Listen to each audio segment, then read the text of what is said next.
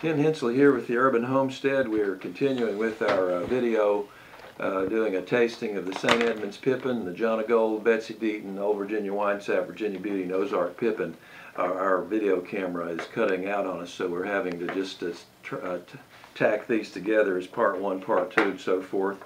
And we'll figure out the camera later. We were talking about the Betsy Deaton. I've already cut this thing. It's a large red apple. There aren't really any descriptions in the literature. It was never propagated.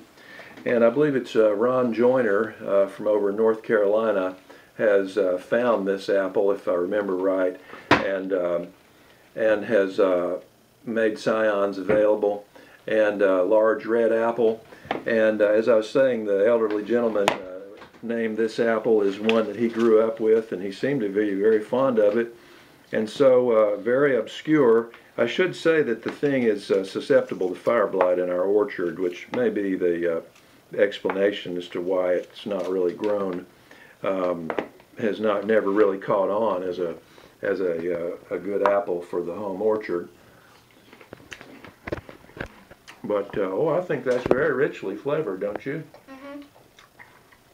Rich flavored, maybe has a greeny kind of a flavor to it. Maybe the apple's not quite fully ripe, but good mild apple.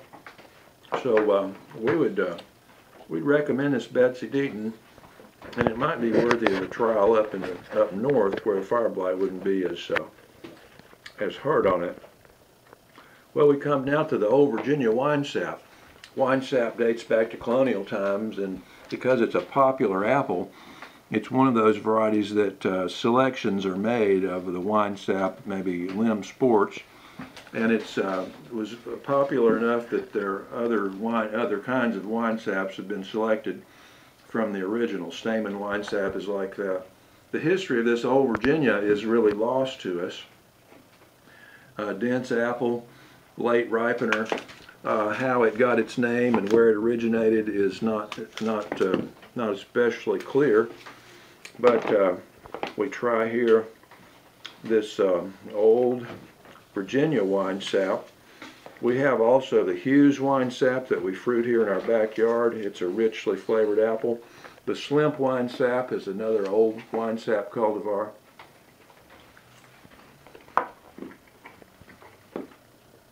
And that's very good. It's similar to the Betsy Deaton. I don't know that this Old Virginia maybe has quite the flavor of the stamen, but a good producer.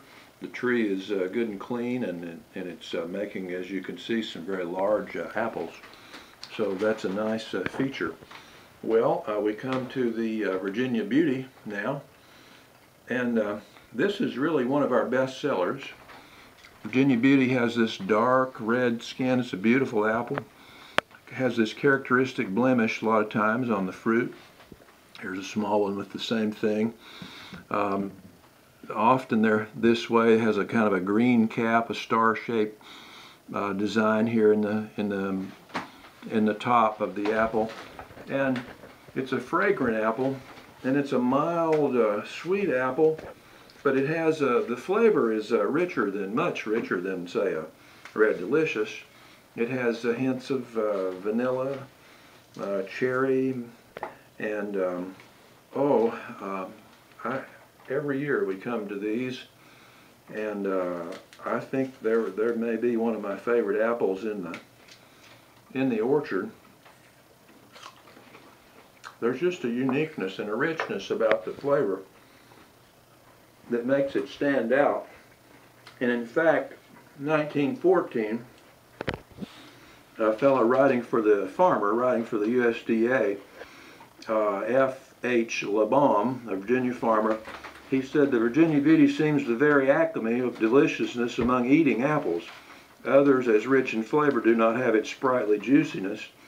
No other apple that I know combines the same degree its rich red beauty and delicious eating quality. It has a distinctive flavor all its own that clings to the palate and lingers in the memory for a lifetime. So a pretty poetic description for an apple. And again, one of our best sellers. You will have some fire blight get in the Virginia Beauty, but it's a vigorous grower and does very well. And it's a productive tree as well. Well, we come now to the Ozark Pippin. And we've had an apple friend, Mr. Malcolm Sprinkle, out of Abingdon, Virginia, has brought us these apples from his tree. He said this tree is growing out at the lake, and it gets flooded every year. It's under a grove of tulip poplars, so it's an awful spot, but this is the kind of production that he's getting on this tree. I don't know how much pruning he does, but I gathered maybe that he doesn't do a whole lot of pruning even. And I think of this as an August apple. You'll get the first drops the third week of August. And here's another very obscure variety. Originated in 1850 down here in Washington County, Tennessee. It was also called Dedrick because there was another apple called Ozark. But Ozark Pippin has now has stayed with this apple as its variety name, or it's the name of choice for us. And extremely large, pale yellow with some of this red striping in the sunniest parts. Here's one that's just light green. So the color is fairly variable. Maybe not as dense. Aiden's filming this tasting here today. Oh, look at this, beautiful, beautiful apple, white. Good white flesh, a little bit of pink staining there. Maybe not as dense as a Wolf River. Old Beach, who wrote Apples of New York, says that it's an early winter apple, but their season was later, so it would have ripened later. But I often think of these large apples as having maybe a mealy quality. Here you go. But this is fine flesh. And pretty good flavor. It doesn't come up to the speed of this Virginia Beauty, but this would be a great apple for processing, I think, for making apple butter. And Mr. Sprinkle, he brought us some cooked apples from this variety, kind of like you do your yellow transparent. And I can see how this thing would cook up nicely. It's a lighter flesh, so it should cook up very quickly. Well, I think we've covered them all without a glitch in our camera. St. Edmunds Pippin, Old English variety, Jonagold for eating out of hand, Betsy Deaton, that great, I shouldn't say that great, but a southern apple, obscure, but a great one to try. Old Virginia Winesap, one of the Winesap cultivars, Virginia Beauty, classic eating apple, Ozark Pippin, mid-season variety for good production, ease of growing, and for cooking, and maybe for apple butter as well. Tim Hinchley, Urban Homestead. Got Aubrey here as our chief taster. She's been enjoying the Ozark Pippin, and Aiden Hinchley is on our camera. Eli Hinchley is out of the apple tasting this morning because he caught his finger in a sander. So he's not in the good spirits for tasting apples. But check out our website, www.oldvapples.com.